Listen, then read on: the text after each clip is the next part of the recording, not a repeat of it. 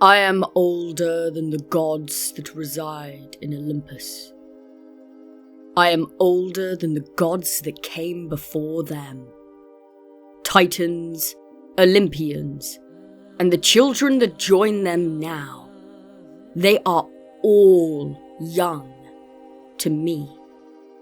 For I was born of the first of us, from the primordial creator, Chaos, the beginning of everything. I am beyond humans, further spreading than my sister the earth, or my brother Tartarus below her. I encompass further than the skies.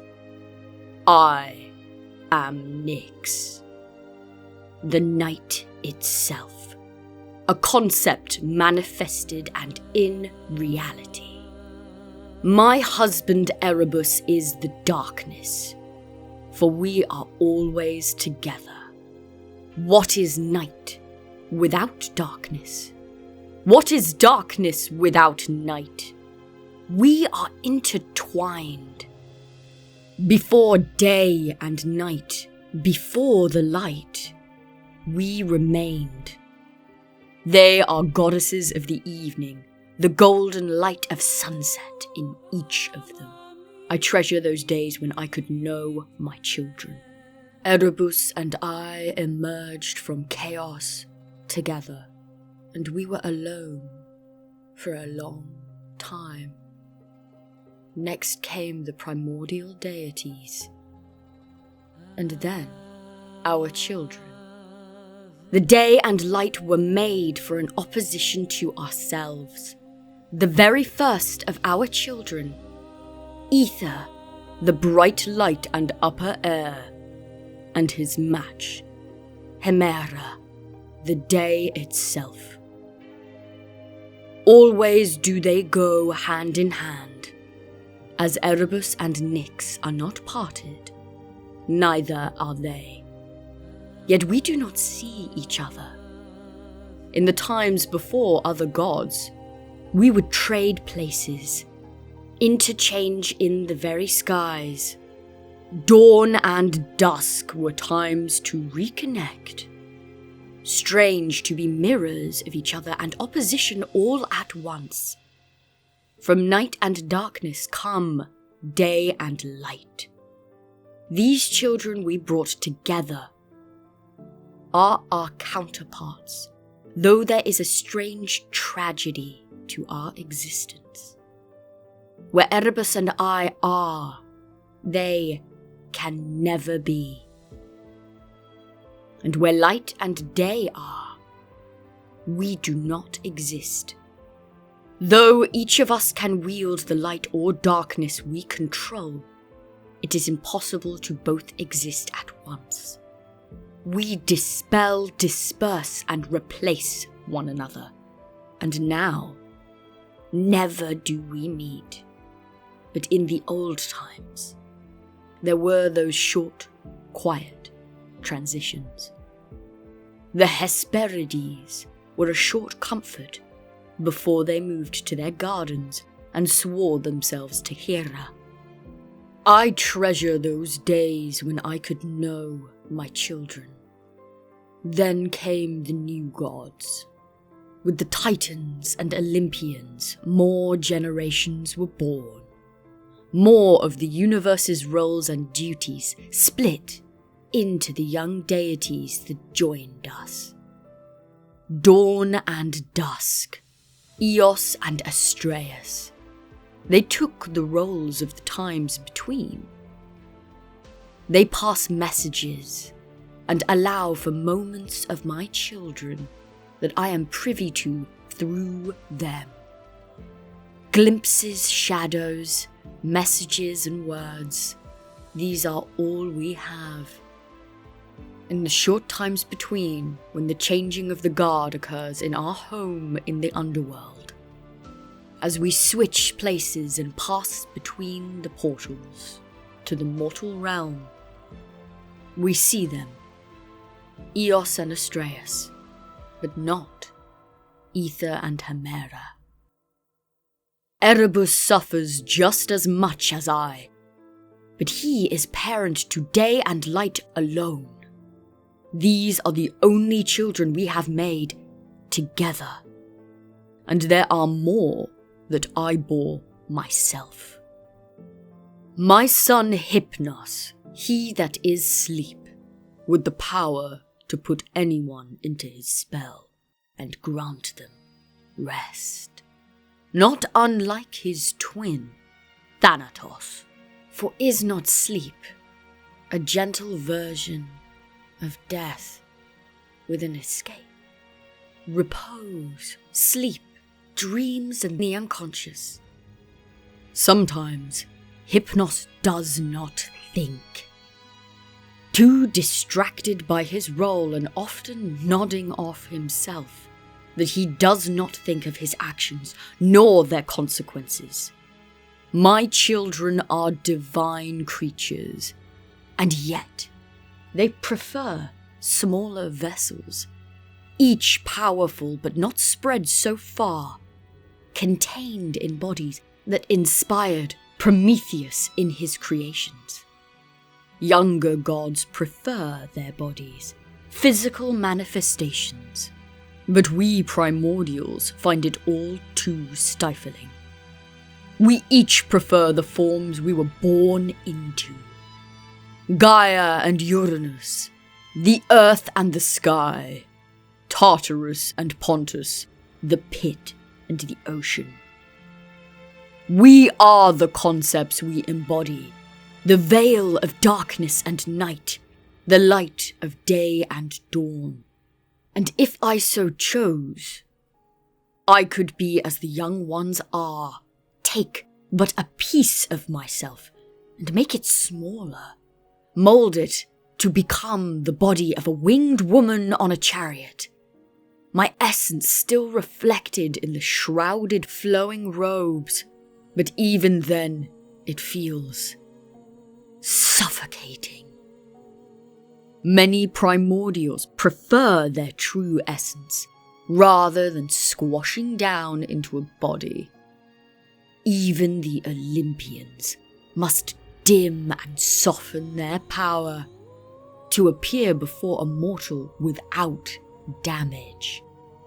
For the physical realm is but one part of the universe at large.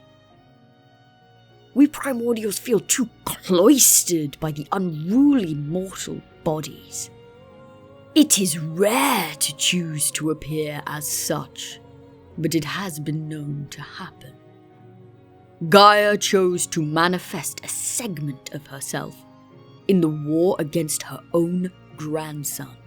With her army of giant sons, the war known as the Gigantomachy. Styx explained the new realm to Hades when he drew it in the lots. This is one of those moments. It calls for a physical form, for my son's sleep desperately needed me. Hypnos had been calling my name all the way from Olympus as he ran. I had heard him in my mind as he rushed through the mortal world, through the skies of his sister and brother's light, and down into the underworld. There, in the cave of his home, I was to meet him. He wished to speak with me in secret, away from prying eyes and ears, away from all. I cannot deny my son. As much as I dislike it, to truly speak alone, I had to make myself small. I siphoned off but a piece of my consciousness, and in that cave, formed myself a body. There, I waited for him. It did not take long for my white-winged son to fly swiftly into the mouth and land with a crash. So shaken and scared, he stuttered as he began to let all his woes spill out, though he did not know of the observer in our conversation. With his rushed words, he gave me no time to tell him, warn him. of the goddess lurking in the shadows. The goddess Dike had snuck in after him.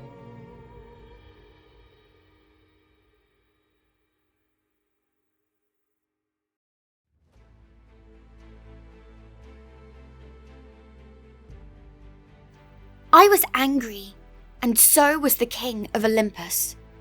Zeus would soon wake after his forced slumber. When he wakes, he will storm through the skies and to the underworld. But he was not awake yet. I followed Hypnos as he escaped, as he ran from his crime, from the halls of Olympus, through the mortal world, and into the realm below. As the goddess of justice, I, Dike, am oft in the underworld, for the judges of hell occasionally cannot deliberate, and I am called to ensure fairness. For mortal and divine affairs, all must be just. Of course, Hypnos would run here. His home is here. His family is here. Through the grey skies of the underworld, I flew in pursuit. Hypnos was no longer in sight, but it did not matter, for I knew where he resided. I flapped my wings harder until the river Lethe appeared below me. I followed it and lowered myself over fields of poppies and nepenthe, all plants used to induce sleep. There, among the bushes, was the mouth to the cave of Hypnos and Thanatos. I dropped and tucked my wings away and drew my sword. I landed on my feet and snuck in, keeping to the shadows. I feared that Hypnos would have run to his brother, Thanatos. I half expected them to be in argument, but he was not speaking with Thanatos. Nyx, wife of darkness, the concept of night, a primordial force, was stood there.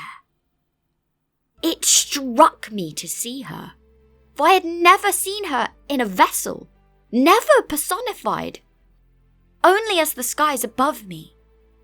But there she stood, tall, with dark hair, eyes, and skin almost blending together. Great black feathered wings shot out from her back, and robes of pure shadow draped behind her. Small glints of light shimmered in the shadowed fabric. They seemed to move and mimic the skies. I could even see constellations. Hypnos was behind her. His pale white wings hung low, like a tail tucked between his legs. He looked up at her, rushing and slurring through all the words, recounting the events that had brought him here. The conflicts and war on earth, so high in stakes that we gods in Olympus are all in argument. Hera herself had used sweet words to convince Hypnos to place his spell of sleep on Zeus. But it would soon wear off, and his fear had taken him here. To his mother? As they spoke, I watched and took in his biased telling of the narrative at hand. Nyx did not seem to react. Her face did not move as he spoke. When he finished, he looked up at her with pleading eyes.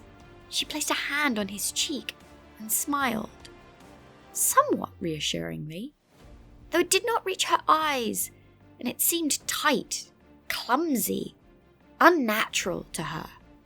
But Hypnos sighed with relief and hugged his mother. She hugged him back tightly, and something in her softened.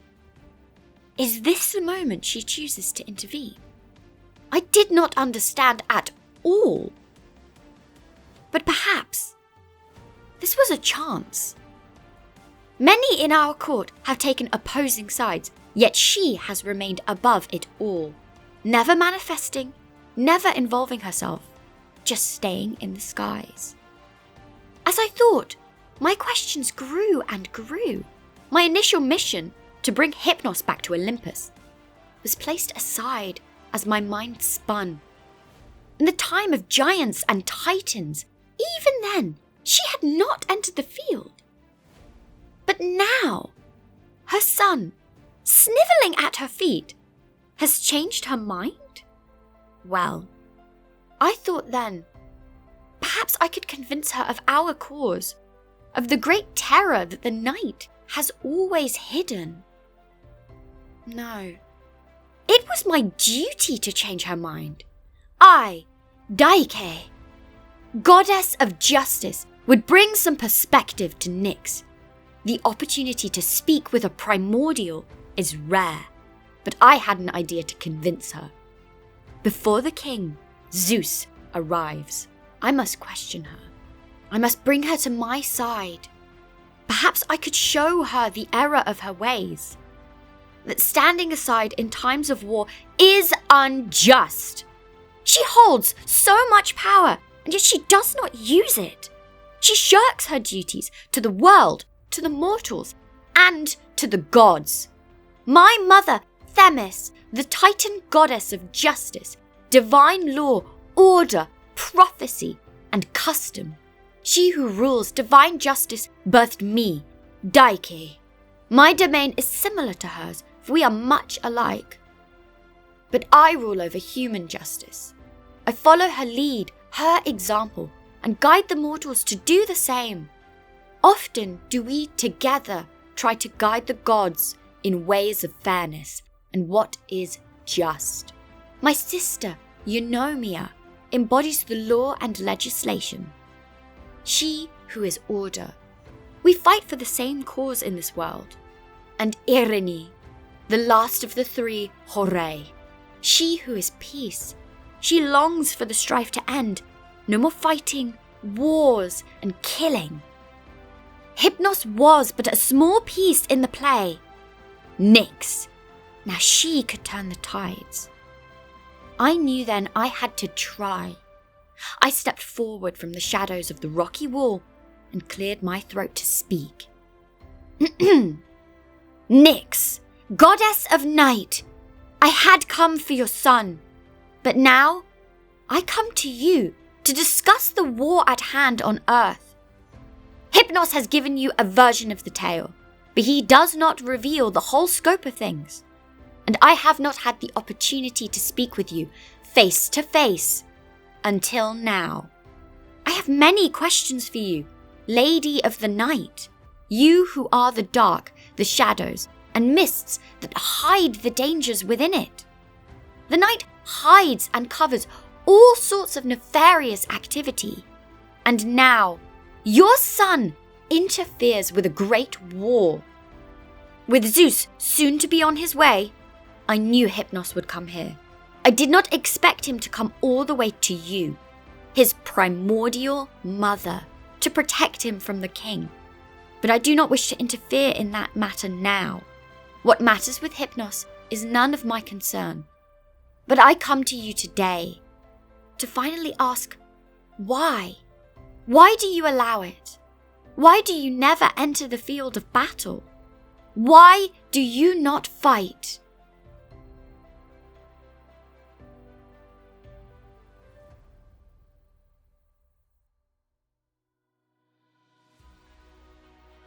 Astrare Dike. Oh, so you believe hiding within my shadows would keep your presence from me? You have come for my son, and yet he did naught wrong. He did as is his role, dictated by the universe. That is no oath forgotten or law broken. What pursuit do you have over this matter? I will deal with Zeus myself and explain what my son has done, as I have explained it to you. Yet you ask why? Why do I allow what exactly? The war? The so-called wrongdoings of those in my shadowed mists of night? My children, to do as the universe bade them? Or do you really wish to know of the wars I did not participate in? The reasons why? The squabbles that do not interest me, nor do they have any effect in my domain. Do you really need me to explain it all to you? You are young and foolish. Night does not fight. It does not need to. For I will come to all. No matter how far people run, none can escape me. I bore of the original of chaos itself. If I were to ever fight, it could destroy the very fabric of reality. But your thoughts are only for your humans. Do you think they would survive without me? War does not change what the cosmos requires. War does not make the day and night stop. You do not understand what I am, what is stood before you now. Go back to your mother and have her explain it to you.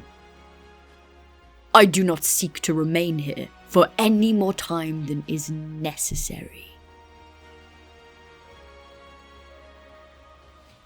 You say your son did his duty and nothing more.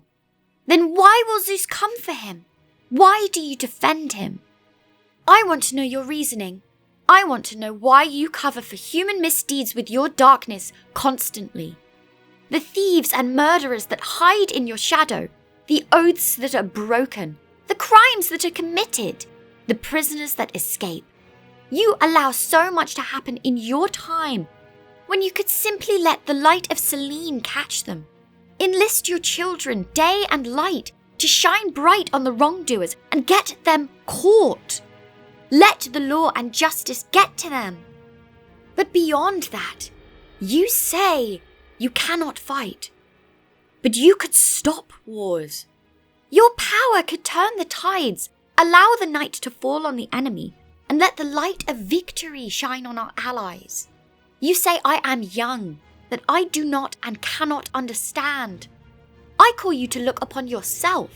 I say it is you who does not understand. And I will not go until you see as I do. You are a feisty one, yet you are blinded to all but mankind. How might I show you what you need to see if you will not open your eyes? To argue with you will not change things. You've just said it yourself. Go home, child. Go back to your laws, your justice, and leave me be. Blind? Have you not heard what I said? You allow suffering. You allow death. In fact, you have birthed it yourself. Your children, Moros, Momos, Eris, Oases, Apet, and even Thanatos, they do not have to function as they do. You are their mother. You are a primordial. You have the power to stop them. To stop them from the suffering they cause by being. Let the humans be more than they are. What is there to understand? I see it all perfectly plain. They are bad, and the world, the humans in it, they can be better. There are consequences to actions. Betrayals, injustice, and broken oaths should be met with justice. This is the way of the world.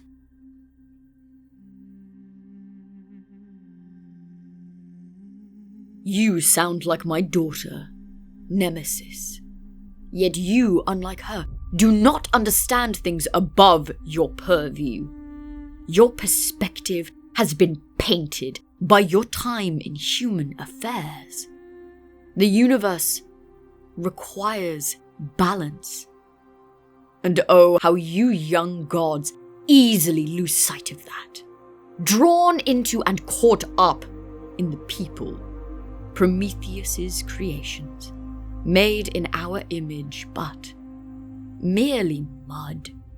They are fascinating, but valued too highly by the younger generations.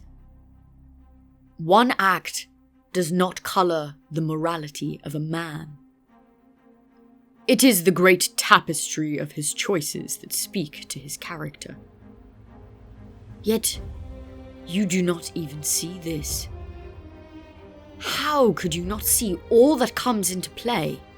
The earth, the animals, the great balance to be upheld, are oft all forgotten in favour of them. They serve their purpose as we gods serve ours.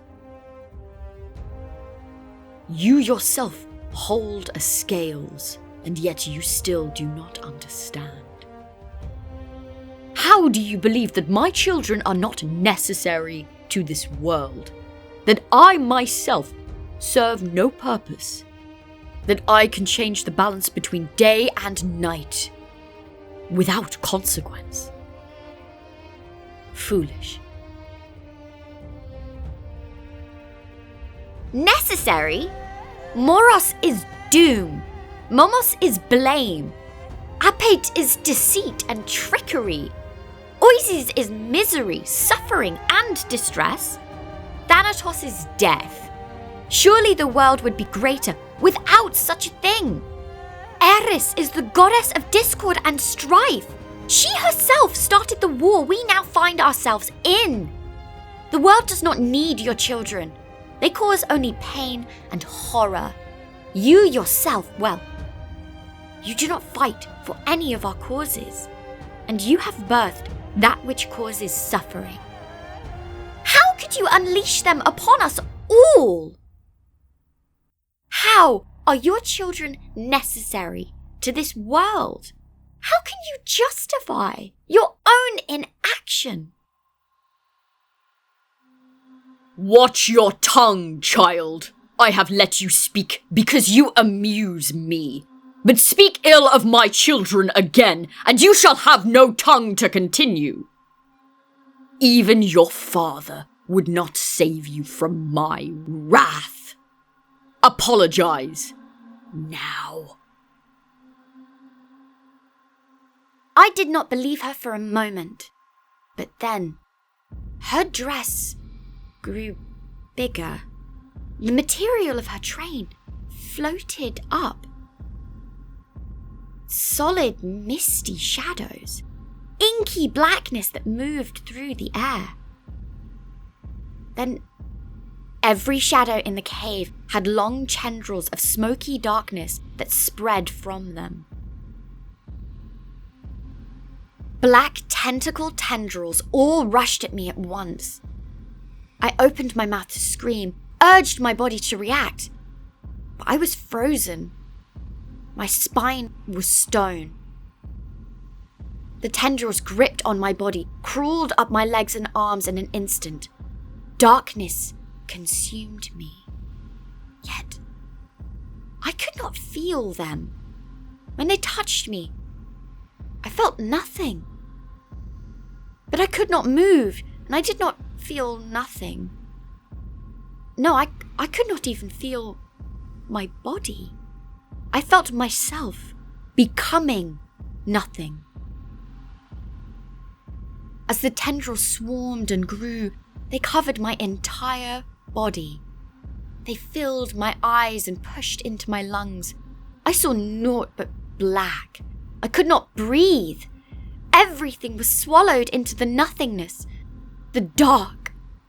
I screamed in my mind, cried for my mother, my father.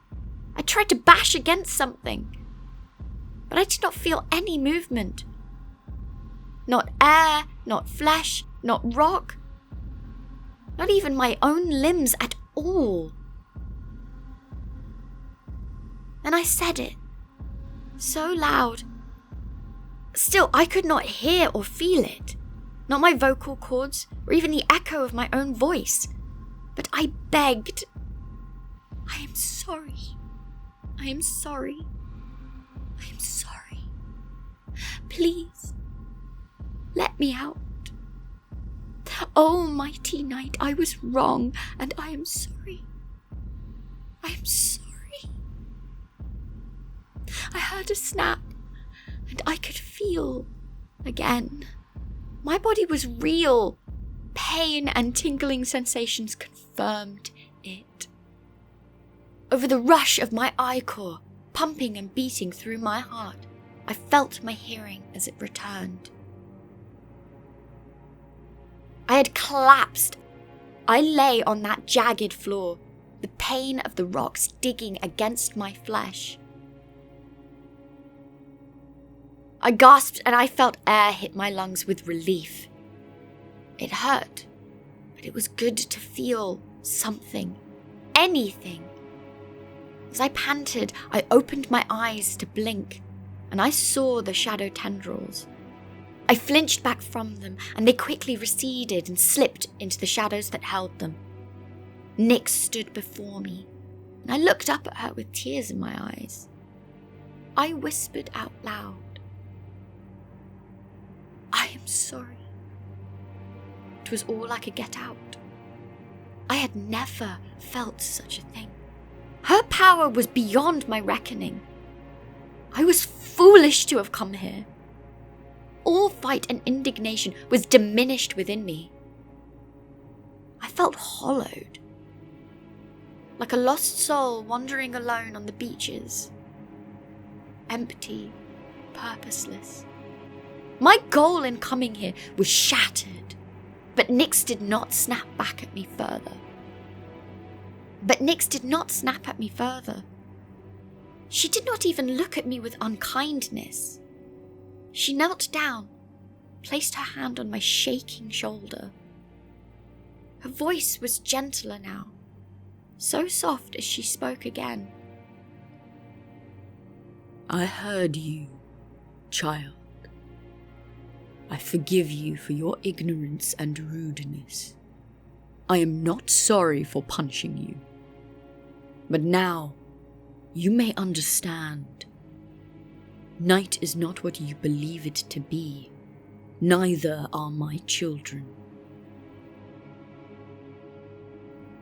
"Please, do not call your shadows again. You have shown me your strength. But I do not understand still. I mean no harm when I say this. Please explain it to me. For pain and deceit, they cannot be good. Can they?" Good and bad, these are strange ideas to me. They are not mine, they are yours. These ideologies, these ideas, they fall into your domain. I just am. As are my children, as chaos just is. I am just night. There is no moral quandary to be argued. The universe had need, and so I provided. In many ways, young one, I have birthed the world as you know it.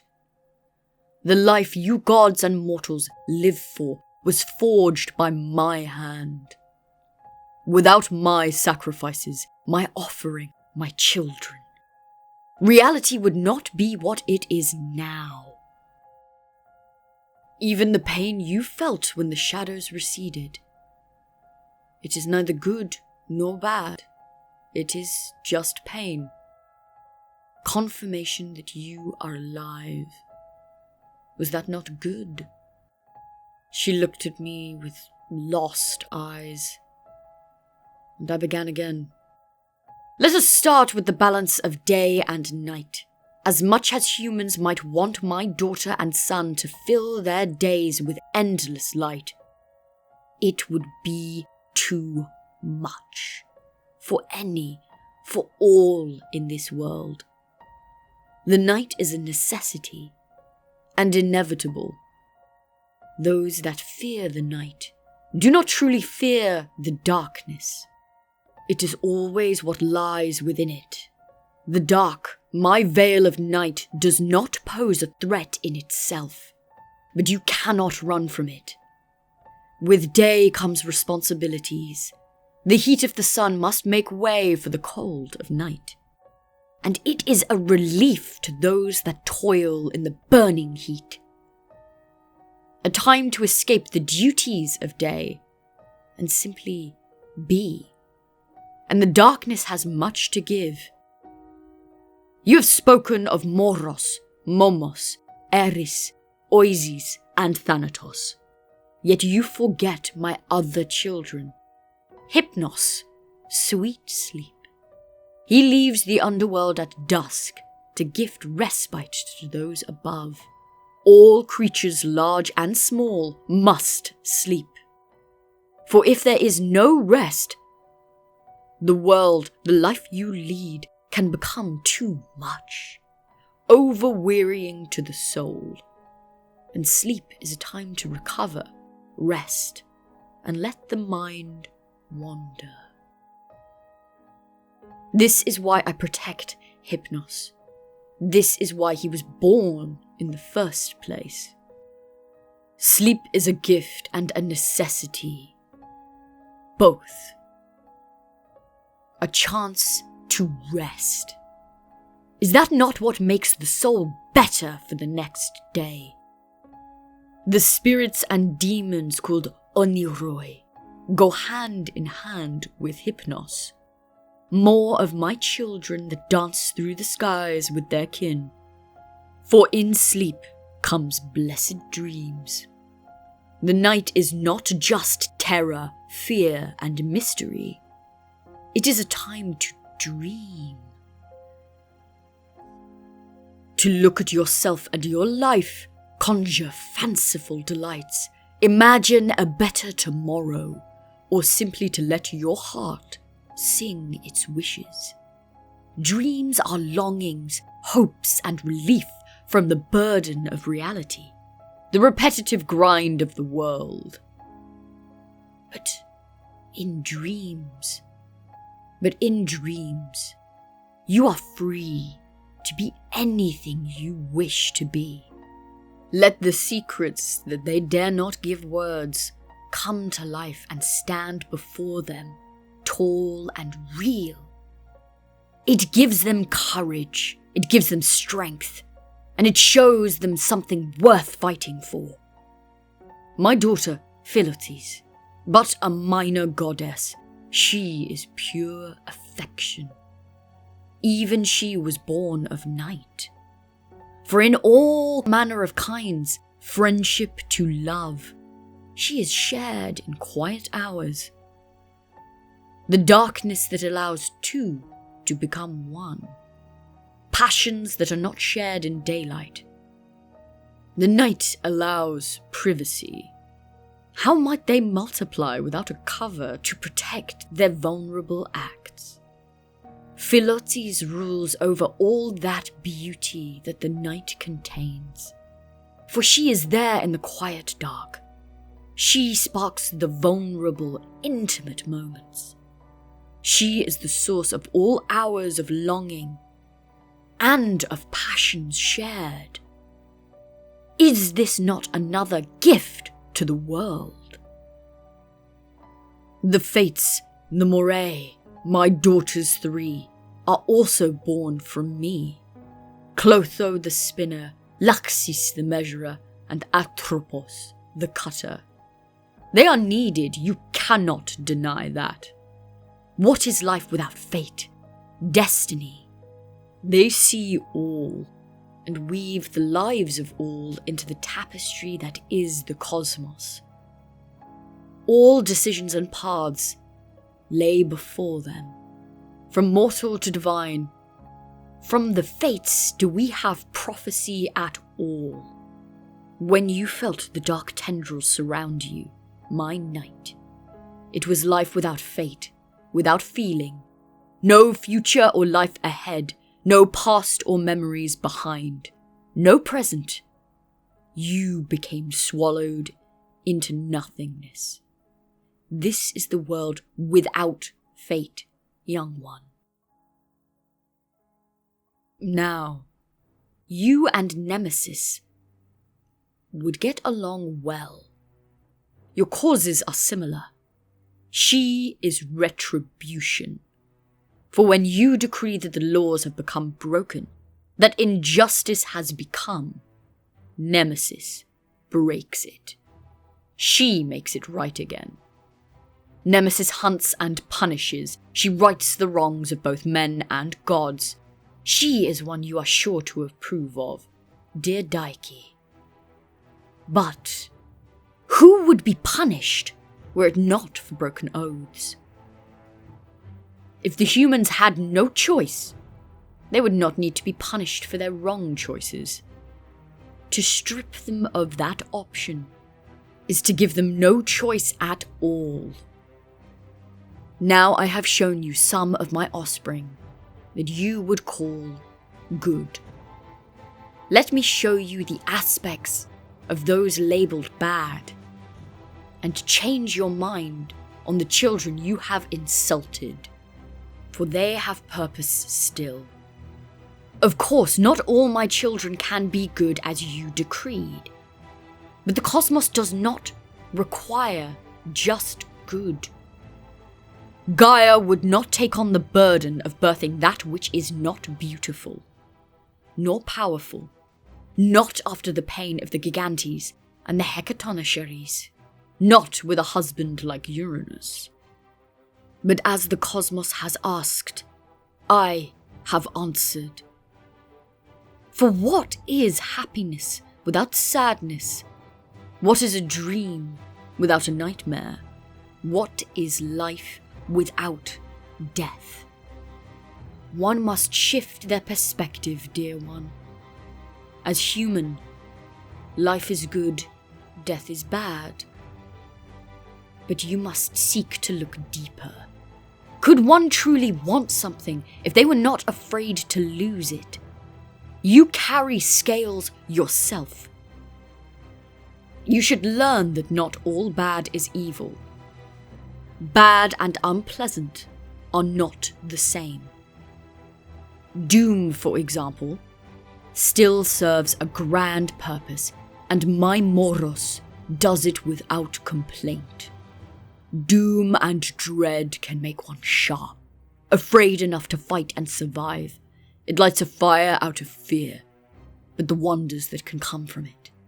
It can inspire creation or destruction, and there is a beauty to each. My brood and I, we do not strip humanity of their choices, as was your earlier suggestion. The evolving and ever-changing living creatures, the fundamental experiences of life. My children shape them. What would Hades be without souls? What would Tartarus do without those to punish? Thanatos comes to heed the call. To live, others must die. These are the laws of nature. As the deer kills the plant to eat, so too does the wolf kill the deer. There would be no life without death. Death begets life. To strip the world of my son Thanatos would be to stop all life in its tracks. You, in your narrow view, you seem to have lost sight of that. Momos, who is blame, is often seen with Moros, for blame comes after doom, of course. The bad that happens must be blamed upon someone or something. Excess blame leads to no responsibility, no accountability, no change. But too much self-blame can destroy. Yet to hold one accountable, as even you yourself do, Dike. Blame must be assigned. It must be admitted and accepted, for only then can one amend or change the outcome. Blame is not all bad. For even you yourself must work with its nature. Even gods and forces beyond human understanding must have blame as a concept in the world. This cannot be stripped from it, nor denied. For you see, everything has its place. You blame Eris, my daughter of strife and conflict, for causing the war you care so deeply for. Yet it was she who was insulted first. All but my daughter were invited to a wedding. She cannot go against her own nature, though others look down upon her. Call her ugly and hateful. Even she is necessary. For how can one have peace? How can one have peace without strife first? How can one stand up for themselves without causing conflict? She may not be as peaceful and beautiful as your sister, Irene, but the world needs conflict. It causes self-reflection, can lead to growth and change within those that experience it. It pushes all to think harder, compromise, and come to agreements. Conflict cannot be settled.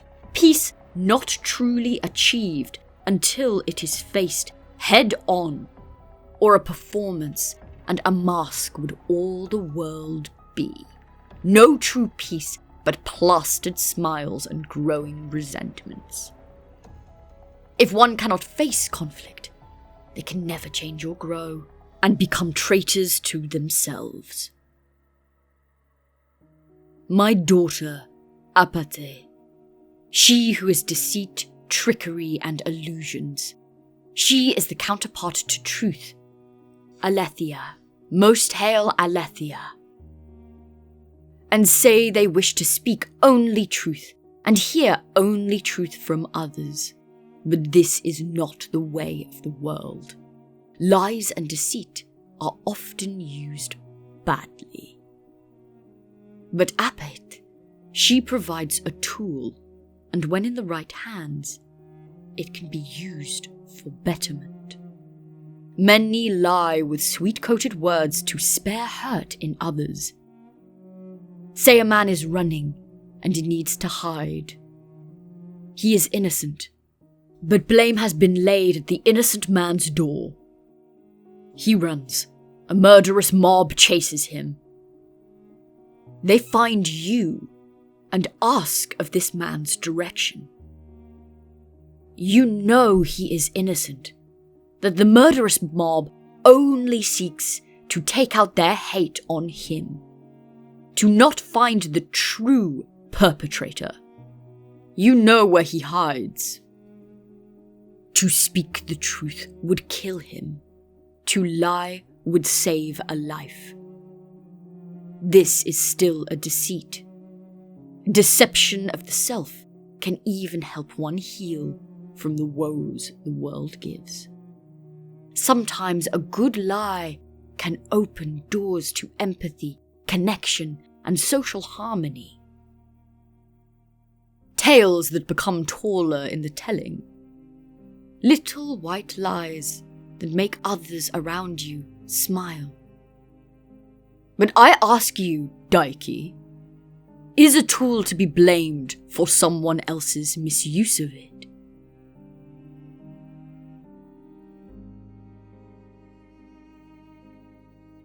I did not speak, but her words unlocked something in me. Nyx continued as I only watched her. Oasis, my daughter of distress and misery. She cannot share in the happy moments Apate has. She is grief, misery, anxiety, and suffering. For the world needed it. She is the balance to great joy, ecstasy, calm, and prosperity. She is there to make that on the other side all the more sweet. This is what most assume. But it is more than that. In a way, they are the same.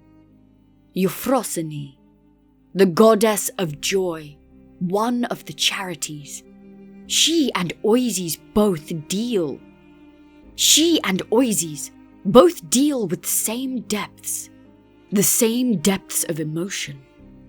For only from great love and joy can arise such grief. It is not a true opposite, but a transferal, a transformation of those intense and beautiful emotions into a sadness that they are gone. Where does love go when one loses the person or object that inspired it? It does not disappear. It changes. It is moulded by my daughter, for it would crush otherwise. To carry such excess of things that have nowhere to go, they become a burden. Oises herself is a valve that the cosmos must have to release. She, the brave bearer of it all, my daughter who has no temples and no words of worship, yet serves us all anyway. Much of my children, of my family, are not celebrated. They are feared. They are avoided by man, but they do not understand how much we help them. The humans do not build temples to me. They worship us in other ways. And yet, they still fear us. But Oises, she in her own way, heals as much as Euphrosyne. Now, can you see, even she is a part that is needed for us all. Even my Keres, spirits that shadow the battlefields and bloody deaths, violent and cold. They are not the thing that humans think they should fear. They do not cause the deaths. My Keres have never killed a mortal soul. They are there to watch and to be with them as they pass. As men become shades, ebbing from life to death, the mortal souls then stand in the fields above their own broken bodies and wait for Hermes to take them to the underworld. But they do not stand alone, nor will they take the pain and suffering with them to the realms below. That is the gift the Keres give. They feed on the memories, all the pain and death. They take it from the humans. They spare them the anguish. They spare them the memories of torment. And they never have to remember how their deaths were. When they wake up on the black shores to the river Styx, they are freed of it. It is but a small gift, but it should be given more honor than it is. My children do this all without praise, with the fear and hate the humans have for them instead. For men are small and afraid, blinded as you have been. But in many ways, my children allow the humans to live better lives, and to change, to grow, to be better and strive for more. Dike, one of the Horae, the seasons. You are changeable, are you not? As you are now, you are presiders of justice, law, and societal order. But you are not always this way. At different times of the year, in the different triads that the Horae are, you are changed. For once, you three were just the seasons and hours, focused entirely on growth and the shifting in nature itself. The first triad of the Horae, with different names and duties. But now, you have become more, embody more. As the world and cosmos changed, so too did you. With the ushering in of the mortals, you have become morality and law. As daughters of Themis, it has always been in you, at your core. But as the humans have taken over this world, it has bloomed, flourished and grown. So too have they added to the roles you must provide. Even now, you have changed in this very conversation. I can feel it. You came here unrelenting and unstoppable, but now you have sat and listened. Not argued or fought me for your own views. you listened to someone else's perspective, and I hope have let it change you. Should humans and the world not be allowed to change also, as you yourself do, as Eunomia, who is good order, is also Thalo, the spring. Irene, who is peace, is also Carpo. Do you forget your own names? Oxo. Who are you to decide the fate of all man and nature? Who are you to say my family and I are not necessary? You came here to change my mind, but it is yours that needed to be changed.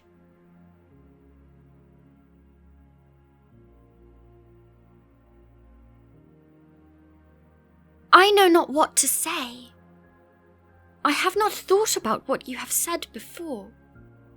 I had not considered it. Each of your children has been more of a mystery than I realized. I thought I knew the answers, that they were simple pieces in a puzzle, and one I did not like. But you have given me much to think about, Goddess of Night. I am sorry for how I began, but the war has been so taxing. So many of us are on different sides, with different desires for the outcome. And it just keeps going on and on. I fear what the future will hold. My fixations on laws, morality, justice. It is true, the seasons, the hours, my first purpose, one that I still uphold to this day, it has been left to the wayside. I have not thought on it. I have been too distracted. And now I fear of when this war will end, of how it will end. Yet it is no excuse. In many ways, I see you are somewhat right. I have been blinded by this battle, by the affairs that lead to so much death. I still do not see all you seem to understand. I still believe that... No, I have said too much of my mind already this day. I thank you, though, my goddess, my primordial. Lowly did I bow before Nyx. A shiver of fear ran down my spine as her tendrils appeared once more. I began again. You did not have to listen to me. You did not have to speak to me, nor explain anything. You are far above. I see that now. And yet, you did. You took the time to explain things I did not understand that I wished to. I thank you. It has been an honor to speak to a primordial goddess. You have widened my horizons. I shall be more introspective in future. But I shall take my leave of you now. Your words shall not be forgotten. And I apologize again once more for my ill-mannered approach.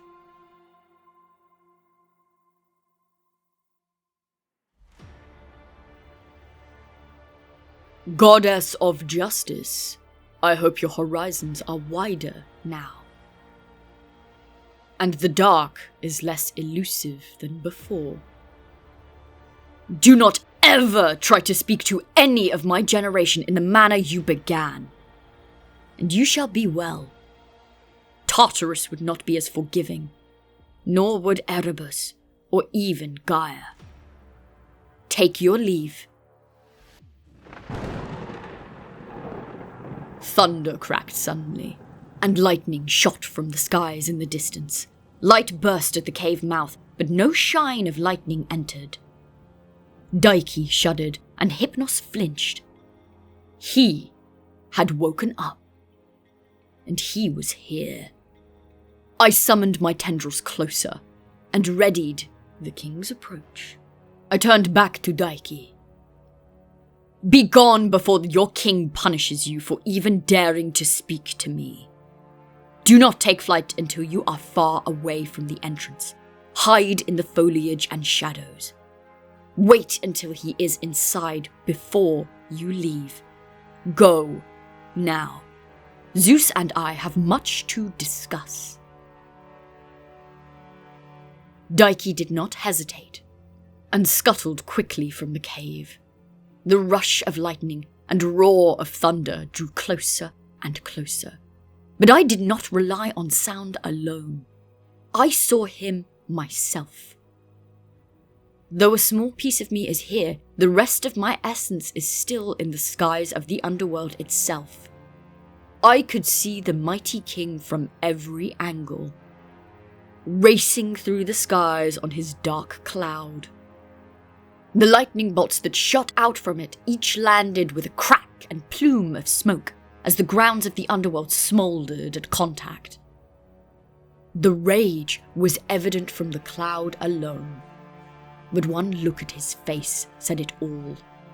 His eyes were narrowed and hard, his jaw set and clenched, his rage barely contained. He landed with a crash just outside the cave. Poppies, dirt, nepenthe and rock went flying with the force. As the cloud cleared, Zeus knelt in the middle of a crater. He marched slowly to the cave entrance, but I did not move a muscle. Hypnos retreated further in, away from the argument that was about to occur. Zeus placed a hand on the side of the cave wall and squinted into the thick darkness. He stepped in and scanned the area. With the last few rumbles, I heard Dike take off and fly back to the portal to the mortal realm. Zeus raised his palm, and a lightning bolt crackled around his hand. From the center it emerged, snapping and popping.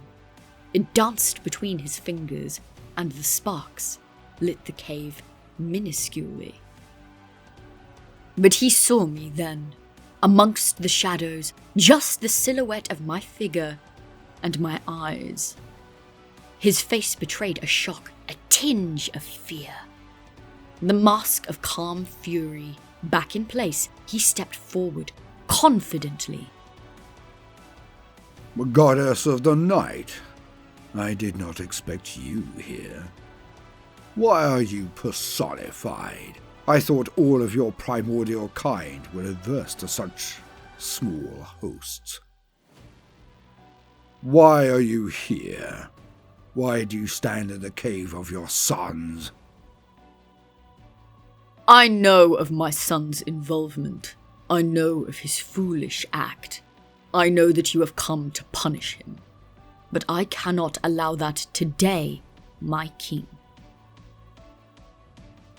Allow it? I must insist you stand aside, knight. This is a way of things. Actions have consequences. I cannot leave your son unpunished after what he did to me. Tell the court he is banished from Olympus for a time. Then you can graciously forgive him. Make a show of letting him back. Show your firmness and your mercy. But I will not stand aside.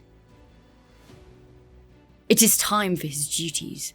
Night must fall and all must sleep. If you go to punish him now, it will make his role harder. The healing required would force him to stay in the underworld and deprive the world of sleep. Who says I plan to hurt him? Who says that you can stop me? Do not treat me as a fool, Zeus. I have seen your whole life, from birth until now. I have seen the lives of your father and your grandfather. I know how you deal with disobedience. Need I remind you of the state of your son Apollo? Or what happened to your grandson, Asclepius? If you should wish to hurt my son, to take his duties or power from him, you shall have to go through me. Though you are king, and you are powerful, you will not get past me. Should you choose this path, the ensuing fight could tear the universe apart. You and I both know this. Take your rage and direct it elsewhere.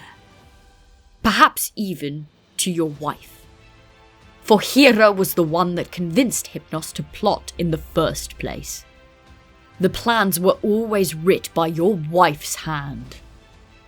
Do as I have said, and we can both walk away and leave the world as it is. Hypnos was lucky to make it to his dear mother in time. I have no wish to rip asunder the fabric of the cosmos today. War on Earth is trouble enough. A divine clash between Primordial and the King of Olympus is not a battle I long for right now. Though should your brood interfere with me in such a way again, I'm afraid it may come to that. Though should your brood interfere with me in such a way again, I'm afraid it may come to that. Today, I will go in peace, but your son is banished until I see fit. If you stand in my way again, goddess of the night, we may see who would win the hypothetical battle. The world, Olympus, and the cosmos be damned. Do not cross me again, Nyx.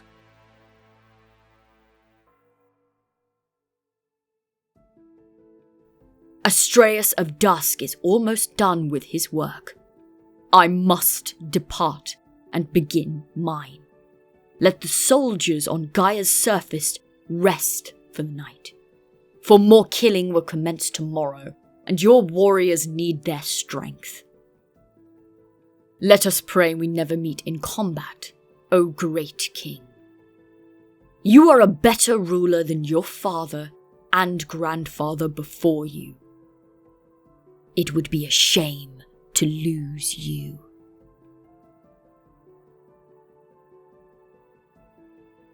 I do not let him speak again.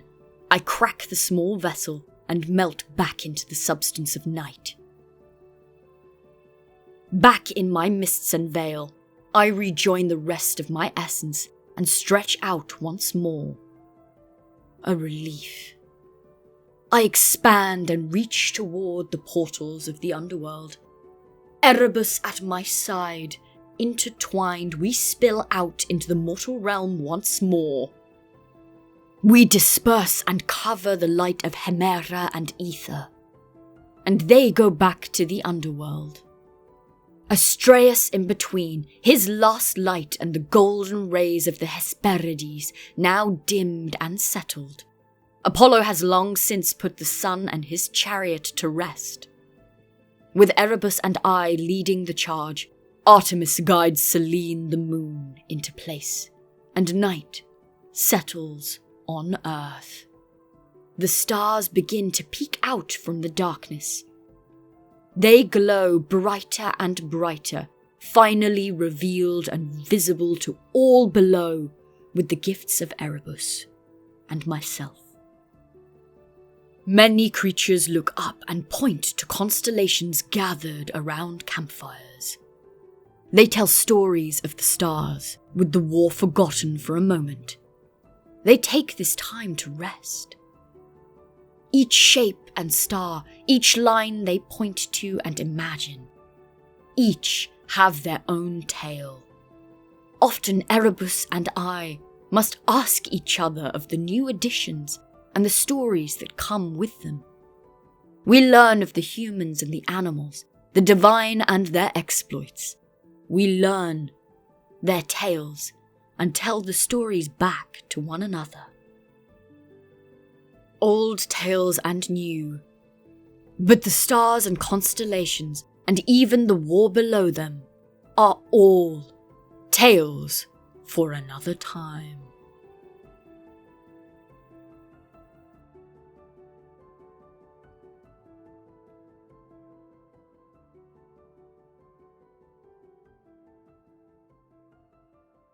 Living Mythology videos are brought to you by Voldemort and Lightbringer.